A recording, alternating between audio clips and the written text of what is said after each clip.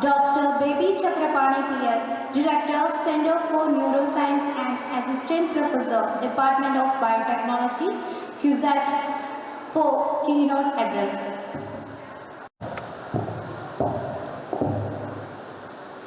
എല്ലാവർക്കും എൻ്റെ വിനീതമായ നമസ്കാരം. ഇന്ന് ഈ വേൾഡ് ഓട്ടിസം മന്ത് ആചരണത്തിൻ്റെ ഭാഗമായിട്ട് നമ്മൾ ഈ ഒരു ചടങ്ങ് നടത്തിയത് ഒരു പബ്ലിക്കിലൊരു അവയർനെസ് ക്രിയേറ്റ് ചെയ്യാനാണ്. ഓട്ടിസത്തിൻ്റെ ഡിഫറെൻറ്റ് കാരണങ്ങളും അതുപോലെ തന്നെ ഓട്ടിസം കൊണ്ട് ഉണ്ടാകുന്ന ബുദ്ധിമുട്ടുകൾ അത് ഏറ്റവും കൂടുതൽ ആ ഒരു പാരൻസിനാണ് ആ ഇൻഫർമേഷൻ കിട്ടേണ്ടത്. അപ്പോൾ അതിൻ്റെ ഭാഗമായിട്ട് ആണ് ഈ ഒരു പ്രോഗ്രാം നമ്മൾ ഇവിടെ കൊച്ചിൻ യൂണിവേഴ്സിറ്റിയുടെ പാർട്ട്ണർഷിപ്പിൽ ആൽഫ റീഹാബിലിറ്റേഷൻ സെൻറ്ററിൻ്റെ ഒപ്പം ചെയ്യാൻ തീരുമാനിച്ചത്. അപ്പോൾ നമ്മൾ ഓട്ടിസത്തിനെ കുറിച്ച് നോക്കിക്കഴിഞ്ഞാൽ ഇപ്പോൾ ലോകത്ത് കറണ്ട് കണക്കുകൾ പ്രകാരം 160 പേരിൽ ഒരാൾക്കെങ്കിലും ഓട്ടിസം ഉണ്ടെന്നാണ് പറയപ്പെടുന്നത്. അപ്പോൾ എത്രത്തോളം കൂടുതലാണ് ഈ ഒരു കണ്ടീഷൻ. പക്ഷെ എന്നാലും അതിൻ്റെ എത്ര പേരിൽ ഇത് റെക്കഗ്നൈസ് ചെയ്യപ്പെടുന്നുണ്ട് അല്ലെങ്കിൽ എത്ര വേഗം നമ്മളിത് അറിയപ്പെടുന്നുണ്ട് ഓട്ടിസം ഉണ്ടെന്നുള്ള കാര്യം അത് വളരെ കുറച്ചാണ്. കാരണം എന്താണെന്ന് വെച്ചാൽ ആ ഏർലി ഇൻ്റർവെൻഷൻ പ്രോപ്പറായിട്ട് നടക്കാത്തതാണ് ഏറ്റവും ഒരു സമൂഹത്തിൽ ഏറ്റവും ഒരു ബുദ്ധിമുട്ടായിട്ട് വരുന്ന ഒരു കാര്യമാണ്. അപ്പോൾ അതിന് ഒരു മാറ്റം വന്നു കഴിഞ്ഞാൽ തന്നെ നമ്മൾ മനസ്സിലാക്കാൻ പറ്റും നമുക്ക് കുറേ ഇമ്പ്രൂവ്മെൻറ്റ് ഈ ഓട്ടിസം ബാധിച്ച വ്യക്തിയിൽ കൊണ്ടുവരാൻ പറ്റും. ഇപ്പോഴത്തെ മെഡിക്കൽ ടേം പ്രകാരം ഓട്ടിസം ഒരു ന്യൂറോ ഡെവലപ്മെൻറ്റൽ ഡിസോർഡറായിട്ടാണ് കണക്കാക്കുന്നത്, അല്ലെങ്കിൽ ഒരു ഏർലി ഡെവലപ്മെൻറ്റൽ ഡിസോർഡർ. പക്ഷേ ന്യൂറോ സയൻസിൻ്റെ ടേംസിൽ നോക്കിക്കഴിഞ്ഞാൽ അതൊരു ന്യൂറോ ഡെവലപ്മെൻറ്റൽ ഡിസോർഡറിന് പകരം നമ്മൾ പറയുന്ന ടേം എന്ന് വെച്ചാൽ ആ ന്യൂറോൺ വയറിങ്ങിൽ കുറച്ച് മാറ്റങ്ങൾ വരുന്നതാണ്. അപ്പോൾ ഇപ്പോഴത്തെ പഠനങ്ങൾ പറയുന്നത് എന്താണെന്ന് വെച്ചാൽ ആ ന്യൂറോൺസിൽ വന്ന ക്രിസ് ക്രോസ് കണക്ടിവിറ്റി എന്ന് പറയുന്നത്, അല്ലെങ്കിൽ ആ ഒരു കണക്ഷനിൽ ഒരു അമിതമായ കണക്ഷൻ അല്ലെങ്കിൽ ഇങ്ങനെ ക്രോസ് കണക്ടിവിറ്റി വരും. അപ്പോൾ അതുകൊണ്ട് ഉണ്ടാകുന്ന ഓരോ ഹൈപ്പർ ആക്ടിവിറ്റി ആകട്ടെ അതുപോലെ തന്നെ ലേണിംഗ് ഡിസബിലിറ്റി ആകട്ടെ ഇങ്ങനത്തെ സിംറ്റംസ് ആയിട്ടാണ് അത് വരുന്നത്, അല്ലെങ്കിൽ ഇങ്ങനത്തെ ലക്ഷണങ്ങളാണ് ഈ കുട്ടികൾ പ്രകടിപ്പിച്ച് തുടങ്ങുന്നത്. അപ്പം ന്യൂറോ സയൻസ് അനാലിസിസിൽ നമുക്കിത് ഏർലി ഐഡൻറ്റിഫിക്കേഷൻ വളരെ ഇമ്പോർട്ടൻ്റ് ആണ്. കാരണം ആദ്യമേ നമ്മളിത് മനസ്സിലാക്കി കഴിഞ്ഞാൽ നമുക്ക് കുറേ മാറ്റങ്ങൾ ആ ഇനീഷ്യൽ സ്റ്റേജിൽ തന്നെ കൊണ്ടുവരാൻ പറ്റും. അപ്പോൾ അതിന് നമ്മൾ കാണുന്നതെന്ന് വെച്ചാൽ ഈ കുട്ടികളിലുള്ള ഹൈ ബ്രെയിൻ ആക്ടിവിറ്റി, അതേപോലെ തന്നെ കണ്ടിന്യൂസ് ആയിട്ടുള്ള അവരുടെ ഓരോ റിയാക്ഷൻസ്, അതേപോലെ തന്നെ അവരിൽ ആ സോഷ്യലൈസേഷൻ സ്കിൽസ് കുറയുക, അല്ലെങ്കിൽ ഒരു സമൂഹത്തിൽ പെരുമാറാനായിട്ടുള്ള തമ്മിൽ ഐ കോണ്ടാക്റ്റ് കുറയും, അതേപോലെ തന്നെ അവരുടെ ബിഹേവിയറൽ അല്ലെങ്കിൽ നമ്മുടെ പൊതുസമൂഹം ആഗ്രഹിക്കുന്ന രീതിയിൽ നിന്ന് വ്യത്യസ്തമായിട്ടാണ് ഇവർ പെരുമാറുന്നത്. പക്ഷെ അത് പറഞ്ഞിട്ട് അവരൊരു എബിലിറ്റി കാറ്റഗറി ഡിസബിലിറ്റി കാറ്റഗറിയിൽ നമുക്ക് പെടുത്താൻ പറ്റുമോ എന്നുള്ള ചോദ്യം അവശേഷിക്കുന്നത്. കാരണം എന്ന് വെച്ചാൽ ഇവർ ഹൈലി എബിലിറ്റി ഉള്ളവരാണ്, പക്ഷെ നമ്മൾ ആ കറക്റ്റ് സ്കിൽസ് ഏതാണെന്ന് നമ്മൾ ഐഡൻറ്റിഫൈ ചെയ്യണം. അതിനാണ് ആ ഏർലി ഇൻ്റർവെൻഷൻ്റെ ഇമ്പോർട്ടൻസ് വരുന്നത്. അപ്പോൾ നമ്മൾ നോക്കിക്കഴിഞ്ഞാൽ കറൻ്റ്ലി പറയണമെന്ന് വെച്ചാൽ ഓട്ടിസത്തിന് ക്യൂർ ഇല്ല എന്നുള്ള രീതിയിലാണ്. അപ്പോൾ കറണ്ട് മെഡിക്കേഷൻസ് എല്ലാം ഓട്ടിസത്തിൻ്റെ സിംറ്റംസിനുള്ള മെഡിക്കേഷനായിട്ടാണ് കൊടുക്കുന്നത്. അപ്പോൾ ഓരോ ഹൈപ്പർ ആക്ടിവിറ്റിക്ക് ആയിക്കോട്ടെ അല്ലെങ്കിൽ അവരുടെ കോഗ്നിറ്റീവ് ഡെഫിസിറ്റ്സിനായിക്കോട്ടെ ഇങ്ങനത്തെ ഓരോരോ ലക്ഷണങ്ങൾക്ക് വേണ്ടിയുള്ള ട്രീറ്റ്മെൻറ്റാണ് കറൻ്റ്ലി അവൈലബിൾ ആയിട്ടുള്ളത്. പക്ഷേ നമ്മൾ ഇപ്പോഴത്തെ കറണ്ട് റിസർച്ച് അല്ലെങ്കിൽ ന്യൂറോ സയൻസിൻ്റെ പേഴ്സ്പെക്റ്റീവിൽ നോക്കിക്കഴിഞ്ഞാൽ നമുക്ക് മനസ്സിലാവും ഇവരെ ഏർലി റീഹാബിലിറ്റേഷൻ കൊണ്ടുവന്നു കഴിഞ്ഞാൽ അവരിൽ വളരെയധികം ചേഞ്ചസ് ബ്രെയിനിലുണ്ടാവും. ആ ഒരു കോൺസെപ്റ്റാണ് ഇപ്പോൾ നമ്മൾ സമൂഹത്തിലേക്ക് സ്പ്രെഡ് ചെയ്യാനായിട്ട് ഉദ്ദേശിക്കുന്നത്. അത് ന്യൂറോ പ്ലാസ്റ്റിസിറ്റി എന്ന് പറഞ്ഞൊരു കോൺസെപ്റ്റാണ്. ന്യൂറോ പ്ലാസ്റ്റിസിറ്റിയിൽ നമ്മൾ എങ്ങനെ ഇവരെ ട്രെയിൻ ചെയ്യണം അതനുസരിച്ച് അവരുടെ ബ്രെയിനിൽ ചേഞ്ചസ് വരും, അല്ലെങ്കിൽ ആ ബ്രെയിനിൽ ഞാൻ നേരത്തെ പറഞ്ഞ പോലെ കണക്ടിവിറ്റിയിലുള്ള വ്യത്യാസങ്ങളിൽ ഭയങ്കര ഇമ്പ്രൂവ്മെൻറ്റ് വരും. അപ്പോൾ അതുകൊണ്ടാണ് നമ്മൾ ആദ്യമേ ഇവരെ ആ ഒരു കണ്ടീഷനുള്ളവരെ ഐഡൻറ്റിഫൈ ചെയ്യണമെന്നുള്ള പറയണ കാരണം. അപ്പോൾ ഐഡൻറ്റിഫൈ ചെയ്ത് കഴിഞ്ഞാൽ ആ റീഹാബിലിറ്റേഷന് തെറാപ്പിയിലൂടെ പോയി കഴിഞ്ഞാൽ കുറേ ഇമ്പ്രൂവ്മെൻറ്റ് കാണാൻ പറ്റും.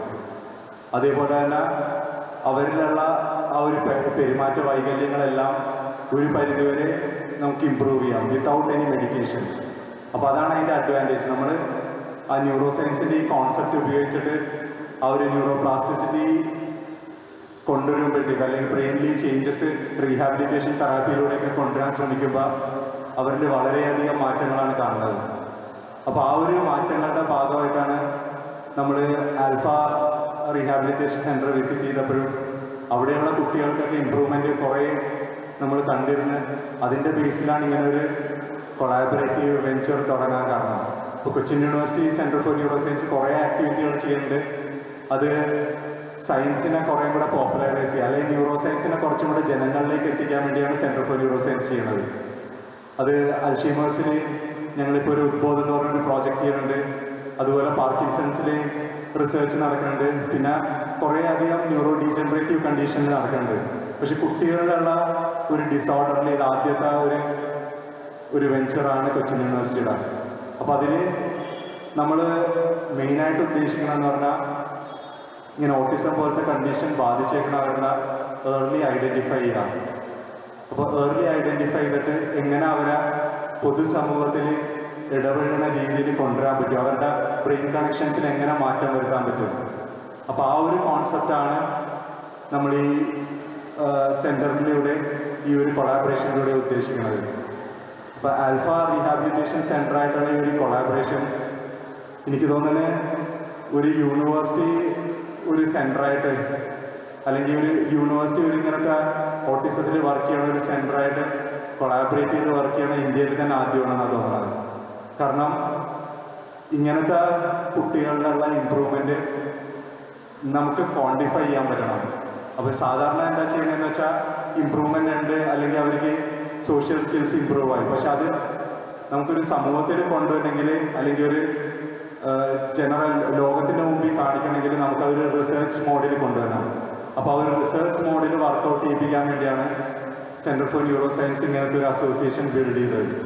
അപ്പോൾ ആൽഫയുടെ പ്രവർത്തനങ്ങൾ ഇവാലുവേറ്റ് ചെയ്തിട്ട് അതിൻ്റെ ബേസിസിലാണ് നമ്മൾ ഈ കൊച്ചിൻ യൂണിവേഴ്സിറ്റിയായിട്ട് സഹകരിച്ചിട്ട് ഈ ഒരു പ്രോജക്റ്റ് മുന്നോട്ട് പോകുന്നത്.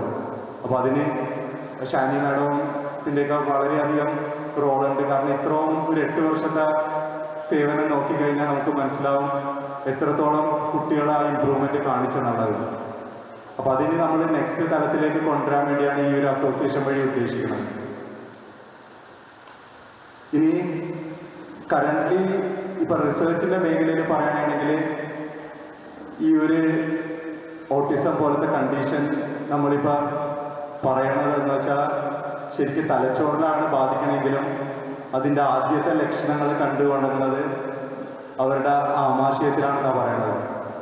കാരണം ഇപ്പോഴത്തെ കോൺസെപ്റ്റിൽ ഇപ്പോൾ റീസെൻറ്റ് റിസർച്ച് പറയുന്നത് ഗട്ട് ബ്രെയിൻ ആക്സിസ് എന്ന് പറയുന്നത്.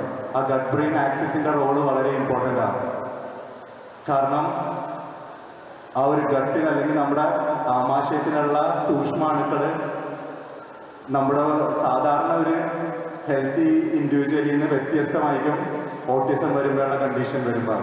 അപ്പോൾ അത് എന്തുകൊണ്ട് അങ്ങനെ മാറണം എന്നുള്ള കാര്യം ഇതുവരെ ക്ലിയർ അല്ല. പക്ഷേ ഞങ്ങളിപ്പോൾ ഒരു വലിയൊരു പ്രോജക്റ്റ് ചെയ്യുന്നുണ്ട്. അതേപോലെ തന്നെ ഒരു ഇൻഡോ ജർമ്മൻ കൊളാബറേറ്റീവ് പ്രോജക്റ്റിലും ഈ ഒരു കാര്യമാണ് മനസ്സിലാക്കാൻ ശ്രമിക്കണം. എന്തുകൊണ്ടാണ് ഓട്ടിസം ബാധിച്ച കുട്ടികളിൽ അല്ലെങ്കിൽ ഓട്ടിസം ബാധിച്ച വ്യക്തികൾക്ക് ഇങ്ങനെ സാധാരണ ആൾക്കാരിൽ നിന്ന് വ്യത്യസ്തമായിട്ടൊരു അവരുടെ സൂക്ഷ്മാണുക്കൾ വ്യത്യസ്തപ്പെടണം, അവരുടെ ആമാശയത്തിൽ എങ്ങനെയാണ് ഈ സൂക്ഷ്മാണുക്കൾ വ്യത്യസ്തപ്പെടണം എന്നുള്ളതാണ്. അപ്പോൾ അതിന് നമ്മൾ നോക്കണമെന്ന് വെച്ചാൽ ആ പ്രോജക്റ്റിൻ്റെ ഭാഗമായിട്ട് ഓട്ടിസം ബാധിച്ച കുട്ടികളുടെ പല പല ബോഡി ഫ്ലൂയിഡ്സ് എടുക്കും.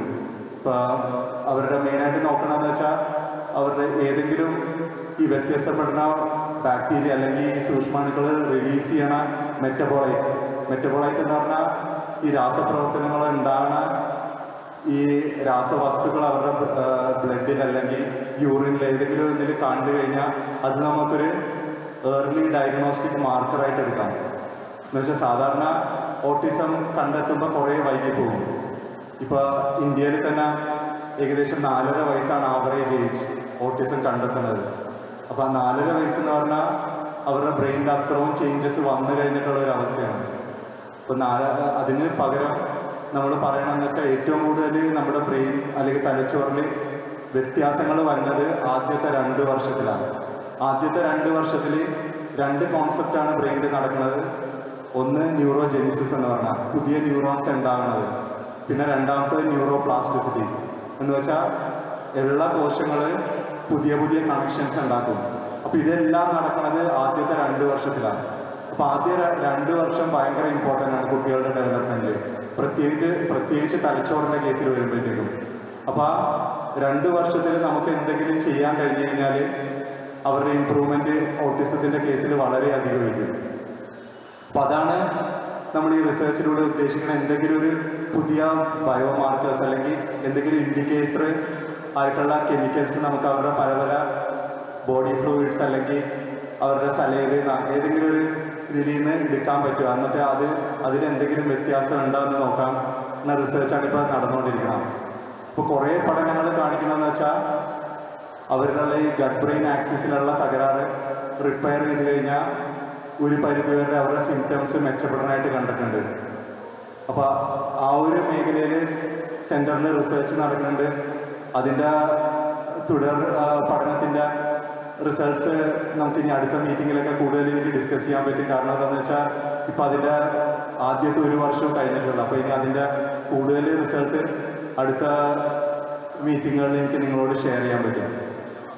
അതേപോലെ തന്നെ ഈ റീഹാബിലിറ്റേഷൻ തെറാപ്പിയുടെ ഇമ്പോർട്ടൻസ് ഇപ്പോൾ ആദ്യത്തെ 2 വർഷം നമുക്ക് ഐഡൻറ്റിഫൈ ചെയ്യാൻ പറ്റിയില്ലെങ്കിൽ അത് കഴിഞ്ഞിട്ടുള്ള കാലഘട്ടങ്ങളിൽ നമ്മൾ എന്താ ചെയ്യുന്നതെന്ന് വെച്ചാൽ ഐഡൻറ്റിഫൈ ചെയ്ത് കഴിയുമ്പോൾ തന്നെ റീഹാബിലിറ്റേഷൻ തെറാപ്പി എത്രയും പെട്ടെന്ന് സ്റ്റാർട്ട് ചെയ്യാം. അപ്പോൾ അത് ആ റീഹാബിലിറ്റേഷൻ തെറാപ്പി കൊണ്ട് നമ്മുടെ ബ്രെയിനിലുള്ള ന്യൂറോ പ്ലാസ്റ്റിസിറ്റി കൂടുക എന്നുള്ളതാണ് പറയുന്നത്. 2 വർഷം കഴിഞ്ഞാൽ പുതിയ കോശങ്ങൾ ബ്രെയിനിൽ ആഡ് ചെയ്യപ്പെടൽ വളരെ കുറവാണ്.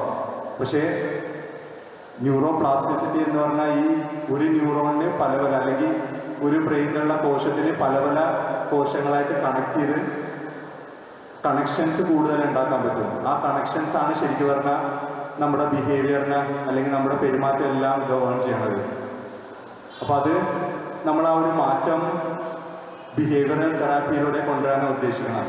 അപ്പോൾ അതിൻ്റെ ഭാഗമായിട്ടാണ് ഈ ആൽഫ റീഹാബിലിറ്റേഷൻ സെൻ്ററായിട്ടുള്ള ഈ കൊളാബറേഷൻ കൊണ്ട് നമുക്ക് ആ വ്യത്യാസം ബ്രെയിനിൽ കൊണ്ടുവരാൻ പറ്റുമെന്നുള്ള ഉറച്ച വിശ്വാസമുള്ളതുകൊണ്ടാണ് ഈ ഒരു പാർട്ട്ണർഷിപ്പ് നമ്മൾ ഉദ്ദേശിക്കുന്നത്. പിന്നെ ഓട്ടിസത്തിൻ്റെ മേഖലയിൽ നമ്മൾ നോക്കിക്കഴിഞ്ഞാൽ പാരൻസിൻ്റെ റോളാണ് ഏറ്റവും ഇമ്പോർട്ടൻറ്റ്. കാരണം പാരൻസിനാണ് ഇത് ആദ്യത്തെ സ്റ്റേജിൽ തന്നെ ഐഡൻറ്റിഫൈ ചെയ്യാൻ പറ്റുന്നത്. കാരണം ചെറിയ ചെറിയ വ്യത്യാസങ്ങൾ നമ്മൾ കണ്ടു കഴിയുമ്പോഴത്തേക്കും അത് നമ്മൾ അവഗണിക്കുന്നതിന് പകരം ആദ്യം തന്നെ എന്തെങ്കിലും ലക്ഷണങ്ങൾ കണ്ടു കഴിഞ്ഞാൽ അവർ എക്സ്പേർട്ട് ഒപ്പീനിയൻ തേടുക, അല്ലെങ്കിൽ എന്തുകൊണ്ടാണ് ഇങ്ങനെ നോർമൽ ബിഹേവിയറിൽ നിന്ന് വ്യത്യസ്തമായിട്ട് പെരുമാറുന്ന കുട്ടി എന്നുള്ള കാര്യമൊക്കെ ആദ്യം തന്നെ നോട്ട് ചെയ്യുക.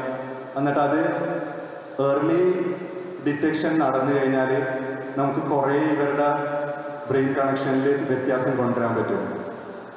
അപ്പോൾ അത് പാരൻസിനുള്ള റോള് വളരെ ഇമ്പോർട്ടൻ്റ്. അത് മറച്ചു വെക്കുന്നതിന് പകരം അല്ലെങ്കിൽ അത് കുറച്ച് കഴിയുമ്പോൾ ശരിയാവുമെന്ന് കരുതി അവഗണിക്കുന്നതിന് പകരം ആദ്യം തന്നെ ഐഡൻറ്റിഫൈ ചെയ്തിട്ട് എന്തെങ്കിലും ഇങ്ങനത്തെ റീഹാബിലിറ്റേഷൻ തെറാപ്പി പോലത്തെ ഓരോന്ന് നമ്മൾ ആ കുട്ടിക്ക് പ്രാക്ടീസിലൂടെ കൊണ്ടുവന്നു കഴിഞ്ഞാൽ ആ ബ്രെയിനിൽ സർക്യൂട്ട്സ് ഭയങ്കര ഇമ്പ്രൂവ്മെൻറ്റ് കാണാറുണ്ട്. അപ്പോൾ ഒരിക്കലും ഈ റീഹാബിലിറ്റേഷൻ പ്രോസസ്സ് ഡിലേ ചെയ്യിക്കരുത്. കാരണം അത് നമ്മുടെ ബ്രെയിനിൻ്റെ ഡെവലപ്മെൻറ്റിന് ഭയങ്കര ഇമ്പോർട്ടൻ്റ് ആയിട്ടുള്ള കാര്യമാണ്. ഇപ്പോൾ വ്യത്യസ്തമായിട്ടുള്ള സർക്യൂട്ട്സും നേരെ കൊണ്ടുവരാൻ പറ്റും നമ്മൾ റീഹാബിലിറ്റേഷൻ തെറാപ്പി വഴി. ഓട്ടിസത്തിൽ നമ്മൾ പറയാറുള്ള മെയിൻ 3 കാര്യം പാരൻസിനോട് പറയാനുള്ളത് AAA ഇൻ ഓട്ടിസം. അതിൻ്റെ അകത്ത് AAAയിൽ ഫസ്റ്റ് വന്നത് അവെയർനെസ്സാണ്. അവെയർനെസ്സിൻ്റെ പാർട്ടായിട്ടാണ് നമ്മൾ ഇങ്ങനത്തെ പ്രോഗ്രാംസ് നടക്കുന്നത്.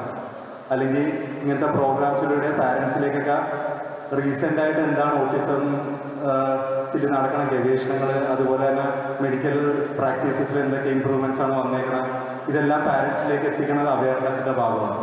അപ്പോൾ അവെയർനെസ്സിലൂടെ മാത്രമാണ് നമുക്ക് ഈ കണ്ടീഷനെ കുറിച്ച് കൂടുതൽ പാരൻസിലേക്ക് എത്താൻ പറ്റുന്നതും അതേപോലെ തന്നെ പാരൻസിന് ഇതനുസരിച്ച് അവരുടെ കുട്ടികളിൽ എങ്ങനത്തെ എന്തെങ്കിലും വ്യത്യാസങ്ങൾ കണ്ടിട്ടുണ്ടെങ്കിൽ അതനുസരിച്ച് റെസ്പോണ്ട് ചെയ്യാൻ പറ്റുള്ളൂ. രണ്ടാമത്തെ പറയണത് ആക്സെപ്റ്റൻസ് ആണ്. അപ്പോൾ ആക്സെപ്റ്റൻസിന് വളരെയധികം ഇമ്പോർട്ടൻസ് ഉണ്ട്. അപ്പോൾ ഒരു സൊസൈറ്റിയിൽ അവർ ആ സൊസൈറ്റിയുടെ ഭാഗമായി പെടണം. ഇപ്പോൾ സാധാരണ ഓട്ടിസത്തിനെ ഒരു ഡിസബിലിറ്റി ആയിട്ട് കണക്കാക്കുന്നതിന് പകരം അവരുടെ ആ എക്സ്ട്രാ ഓർഡിനറി എബിലിറ്റീസിനെ പുറത്തു കൊണ്ടുവരാനായിരിക്കണം പാരൻസും സൊസൈറ്റിയും ശ്രദ്ധിക്കേണ്ടത്. കാരണം എന്താണെന്ന് വെച്ചാൽ ഈ കുട്ടികൾ ഓരോരുത്തരെയും അവരുടെ കണക്ഷൻസ് വ്യത്യാസമായതുകൊണ്ട് ഒരു പുതിയ ഏതെങ്കിലും കഴിവുകൾ ഭയങ്കര അധികം പ്രിഡോമിനൻ്റ് ആയിട്ട് ഉണ്ടാവും, അല്ലെങ്കിൽ അവർക്ക് ആ ഒരു കഴിവുകൾ വളരെ അധികമായിരിക്കും. ആ കഴിവുകൾ തിരിച്ചറിഞ്ഞിട്ട് അത് പോഷിപ്പിച്ചെടുക്കാൻ വേണ്ടി ആയിരിക്കണം കുടുംബാംഗങ്ങളും അതുപോലെ സൊസൈറ്റിയും ശ്രമിക്കേണ്ടത്. അതിന് മാതാപിതാക്കൾക്ക് വളരെയധികം പങ്കുണ്ട്. അവരെ ബാക്കി കുട്ടികളായിട്ട് കമ്പയർ ചെയ്യുന്നതിന് പകരം അവരാ സൊസൈറ്റിയുടെ ഭാഗമാണെന്നും അവർക്ക് ഈ ഇമ്പ്രൂവ്മെൻറ്റ്സ് വരുത്തി അല്ലെങ്കിൽ ഇവരുടെ ഈ കഴിവുകൾ കണ്ടെത്തി അവർക്ക് വളരെയധികം ഇമ്പ്രൂവ് ചെയ്യാൻ പറ്റുമെന്നുള്ള കാര്യം പാരൻസിന് ആദ്യം തന്നെ മനസ്സിലാക്കണം. അപ്പോൾ ഇപ്പോൾ നമ്മൾ ഓട്ടിസത്തിൻ്റെ കേസിലൊക്കെ എടുത്തു കഴിഞ്ഞാൽ ഏറ്റവും കൂടുതൽ ആ സൊസൈറ്റിക്കാണ് ഈ ഇൻഫർമേഷൻ എത്തേണ്ടത്.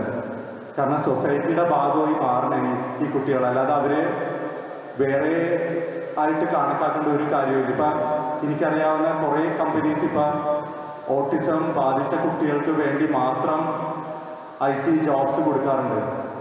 അത് ഞാൻ ജർമ്മനിയിലായിരുന്നപ്പോൾ ഒരു കമ്പനി ഉണ്ടായിരുന്നു, സ്വീഡിഷ് കമ്പനിയായിരുന്നു. ആ സ്വീഡിഷ് കമ്പനി ഓട്ടിസം ബാധിച്ച കുട്ടികൾക്ക് മാത്രമാണ് ജോലി കൊടുക്കണം. അത് ഒരു IT മേഖലയിൽ പ്രവർത്തിക്കുന്ന കമ്പനിയാണ്. അവരെന്താ ചെയ്യണമെന്ന് വെച്ചാൽ ഈ ഓട്ടിസം ബാധിച്ച കുട്ടികളുടെ ആ ഒരു കോൺസെൻട്രേഷൻ പവർ ബാക്കിയുള്ളവരേലും കൂടുതലാണ്. കാരണം അവർക്ക് ഡിസ്ട്രാക്ഷൻസ് കുറവായിരിക്കും. അവരൊരു കാര്യത്തിൽ ഇൻവോൾവ് ആയി കഴിഞ്ഞാൽ അവർ ഭയങ്കര ഫോക്കസ്ഡ് ആയിട്ട് വർക്ക് ചെയ്യും. ആ ഒരു കേപ്പബിലിറ്റി നോക്കിയിട്ടാണ് ആ കുറേ ഓട്ടിസം ബാധിച്ച കുട്ടികൾക്ക് ആ ഒരു സ്വീഡിഷ് കമ്പനി ജോലി കൊടുക്കണം. അപ്പോൾ നമ്മുടെ സമൂഹത്തിൽ ആ ഒരു ആക്സെപ്റ്റൻസ് വരണം. കാരണം നമ്മളെല്ലാം ഇവരും നമ്മുടെ ഭാഗമാണെന്ന് കരുതി മുന്നോട്ട് പോകണം. അല്ലാതെ ഇവരൊരു മാറ്റി നിർത്തേണ്ട അല്ലെങ്കിൽ ആ ഒരു സോഷ്യൽ സെപ്പറേഷൻ വരാതെ നോക്കേണ്ട നമ്മൾ ഓരോരുത്തരുടെ ഉത്തരവാദിത്വമാണ്. നമ്മൾ പറഞ്ഞുകൊണ്ടിരുന്ന ഓട്ടിസത്തിലുള്ള AAA കുറിച്ചാണ്. അപ്പോൾ ആദ്യത്തേത് നേരത്തെ ഞാൻ പറഞ്ഞ അവെയർനെസ്, അതിൻ്റെ ഭാഗമായിട്ടാണ് ഇങ്ങനത്തെ ചടങ്ങുകൾ നമ്മൾ സംഘടിപ്പിക്കുന്നത്. രണ്ടാമത്തെ ആക്സെപ്റ്റൻസ് എന്ന് വെച്ചാൽ അവർ സമൂഹത്തിൻ്റെ ഭാഗമാണെന്ന് നമ്മൾ ഓരോരുത്തരും കരുതിയിട്ട് അവരെ നമ്മളിൽ നിന്ന് വ്യത്യസ്തമായിട്ട് കാണാതെ അവർ ഓരോരുത്തരിലുള്ള എബിലിറ്റീസ് നമ്മൾ പോഷിപ്പിക്കാനായിട്ട് നമ്മൾ ഓരോരുത്തരും ഹെൽപ്പ് ചെയ്യുക.